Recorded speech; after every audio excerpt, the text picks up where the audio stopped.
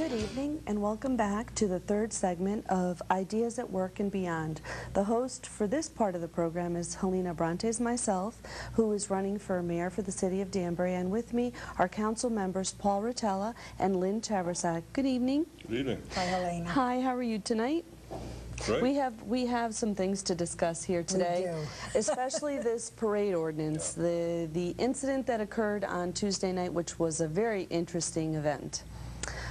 Can you just give me a little bit of an explanation as to exactly what happened after the executive session on the council?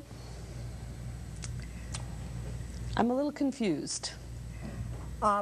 When we came back, I guess you'd have to back up and say that while we were in executive session, there was a lot of intrigue going on out in the hallways. And I believe that the Corporation Council and the mayor had discovered that Paul's motion to send the reconsideration to an ad hoc committee would in fact mean that the parade ordinance would take effect. That's one interpretation, yeah. Okay, but what I don't understand is, okay, the issue came up on the agenda, and that item was sent to ad hoc committee. And now normally when you go into executive session for a certain issue, the mayor is always present during that issue because they're discussing settlement on a case. I remember, what that was, yeah. Correct. And I remember during my tenure on the council that during that time, everyone had to be present, including the mayor, to explain exactly what had happened with the settlement of that situation and whether it should be accepted or not. So my confusion is, how was the mayor not in that meeting and he's out with Corporation Council when Corporation Council is in fact supposed to be inside of that executive session discussing the issue and proposing a settlement to the council members? That's an interesting point, because when I had a question during executive session, you normally direct your question to the chair, and there was no chair because the mayor wasn't there. So Joe had to jump in, Joe Convo, the president of the council, and field the chair duties for that evening. It became apparent during the last week that the original votes to send the ordinance back to committee were evaporating on the Republican side. We all know how we got there. The mayor made an improper vote, an extra-legal vote back in May, thus killing the motion to send the parade ordinance back to committee to have it fixed. It's way too complicated and unwieldy right now, so we needed to fix it. But he created this sort of invented situation where he could make a tie out of thin air using Robert's rules, but it was a charter violation, thus bringing us forward to April. We had hoped that the same people who voted last month to recommit would vote again, but it became apparent in the last couple of days that they were not going to. The only option available to us was to immediately send it to ad hoc. That would mean a couple of things. It would mean that the parade ordinance as written would probably pass immediately. It was going to do that anyway, because we didn't have the votes to avoid that. But it would mean that we would at least get a chance to look at it in ad hoc. And with an expansive chairman, we could actually take the time to fix it. And that didn't happen. Okay, we actually have a caller on the line, so let's see if we can answer that. Good evening. Good evening. I have a question for Mr. Miller. Mr. Miller went home about 40 minutes ago. Can you... We're discussing the parade ordinance right now in Danbury. What are you discussing? The parade ordinance in Danbury. Oh, no. Okay, thank you. Thank you. Thank you. Hello? Hello? Hi, Elena. How you doing tonight? Good, how are you? Good. Just have a real quick question for you. I was reading on the mayor's blog, and the issue of rights came up as far as this parade ordinance. And I will quote something and ask you a quick question. The mayor had written, finally, I will say it again, this ordinance will not restrict anyone's right.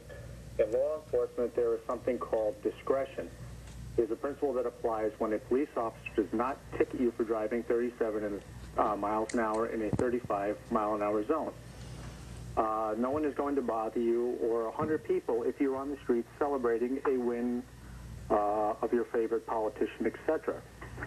Do you think that the use of the mayor's definition of discretion would open the city to legal litigation?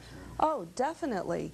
I mean, this situation is very critical, and this is one of the reasons why I oppose this ordinance so much, because Basically, it depends on who they like or who they don't like as to whether you require a permit or you don't require a permit. Someone could have a bridal shower at Hatters Park with 50 people, and they could be required to have a permit even though they've paid for the location. They have to have police coverage if there's so many people in that location. And $2 million worth of Yes, liability and insurance. it's a serious situation because one person can make that decision, and the mayor has a big influence on that one person, as we've seen recently. So it is a serious situation. This law will receive many situations of a suit filed against the city. I'm sure that you feel the same way. I don't know. Absolutely. I think we do have one other caller. Okay. Caller, you're on the air? Hi, yes. You're discussing the parade ordinance? Yes, we are.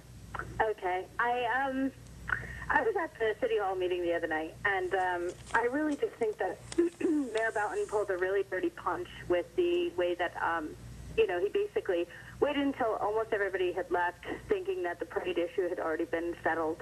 Everybody did leave. Yes, they did, because we thought... Including the cameras, the newspaper reporter. Exactly. So it was, you know, a very underhanded move from him, and I think it really shows how much he cares about his public, that he would rather do things behind closed doors just to get his agenda asserted than actually address it in front of his constituency and basically just, you know, all right. Well, but beyond that, I really do think that it is an issue of basically our constitutional rights that he is impinging at this point. You know, the freedom to assemble is one of our foundational liberties, yes. and I think it's absolutely abhorrent that a civil servant would completely just disregard civil liberties.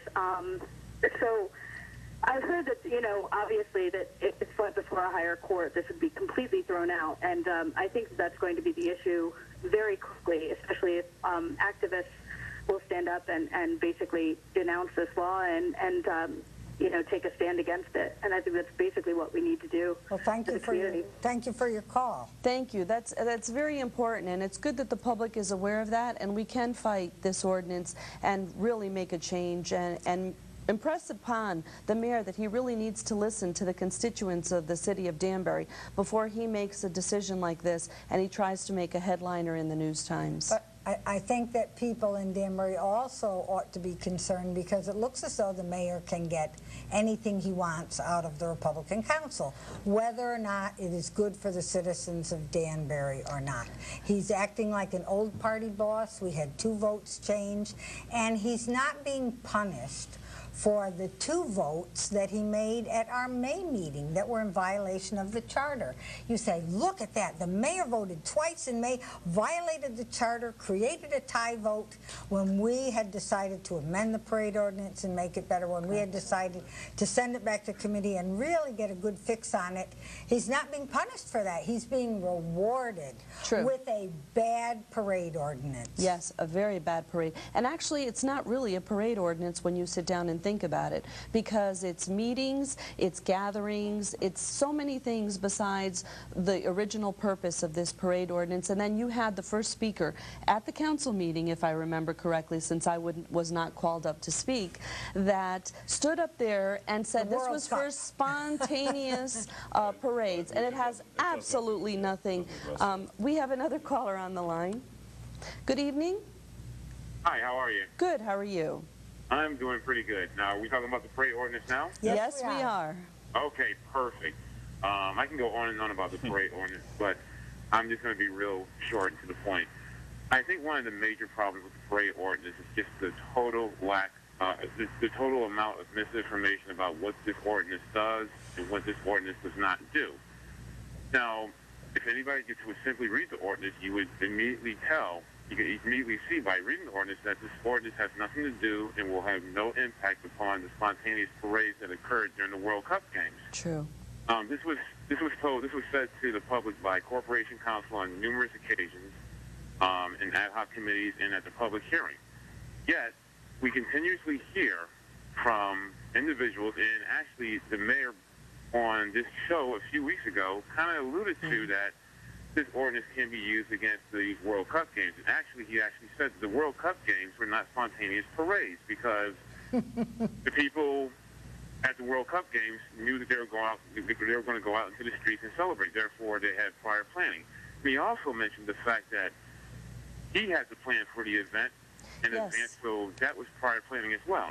Yes, he did have to plan. I was actually city clerk during that time, and I remember they all came in and spoke to him, and they planned and organized that march that day. But that march was spontaneous. I'm sorry it's not covered by the parade ordinance that was adopted.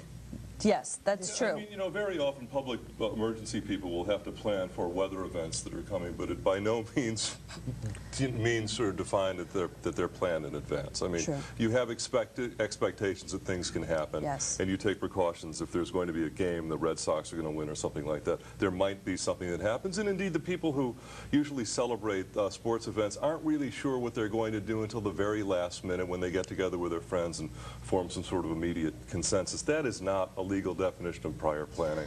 A lot of things have to happen to make something legally defined as prior planning. A couple of guys sitting around at a bar when their team wins deciding to run out and beat their horn, that's not it. It doesn't, that's alcohol. And the parade and assembly tax will not have any effect on that whatsoever. And I have to say this, that it's not necessary to have this because we have plenty of laws on the books that can clear intersections and keep people from making lots of noise. Actually, when you mention something like that, it's very true. And I did a lot of research, and I planned to speak at the council meeting, and it was amazing because I went into our ordinance book, and I came up with several ordinances.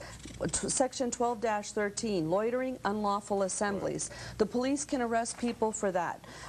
We have, let's see, we have Section 12-14, regulation of noise. If people are honking their horns, if people are making excessive amounts of noise, you can basically arrest them. We have, I mean, obstruction of streets and intersections, Section 19-32. And then you go into the state statutes, which I also went in and looked, overcrowded cars. So, I mean, his excuse for this ordinance being passed because it will give the police more ability to arrest people is just, the tools are in existence. And the actual wording of this ordinance ties the hands of the police. They can't make arrests at spontaneous celebrations, and if they run after these people waving the ordinance, we're pulling you guys over because it says right here, oh, wait a minute, it doesn't. Sorry. Move along.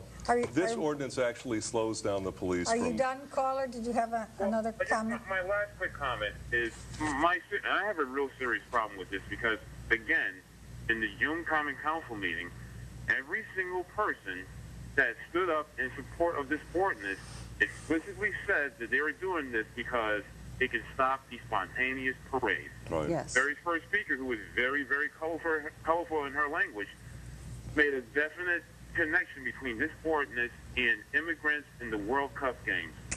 It's gross misinformation that just comes straight from the mayor's office because, yet again, we go back to the show in which he was interviewed on this very broadcast. He was giving the impression that the spontaneous parades will be affected by this ordinance. It's just bad policy, it's misinformation, and the public is not being truly informed on a very, very serious thing that has a big impact on our First Amendment rights. So yes. Well, just be prepared because I'm almost assured that there will be lawsuits filed against the city of Danbury, and that's the normal process lately because we've had a lot of lawsuits filed against the city of Danbury for a lot of issues that have been passed. Well, thank you for your call. Oh, thank you. okay, thank you very much. Bye-bye. Do we have another caller on the line? No? Okay. Let me say this if I can. We are going to get this back into an ad hoc committee as fast as we can. And with the public support, we will attempt to make those changes that needed to be changed to make the effective part of the ordinance more effective and the dangerous parts of the ordinance eliminated. So we're going to try to do that as soon as possible. Well, it is very important. And I think with the first speaker, at the night of the council meeting who stood up and made the comment she made and basically ridiculed soccer. I mean, she cannot stand there and say that no one cares about something. That's her opinion.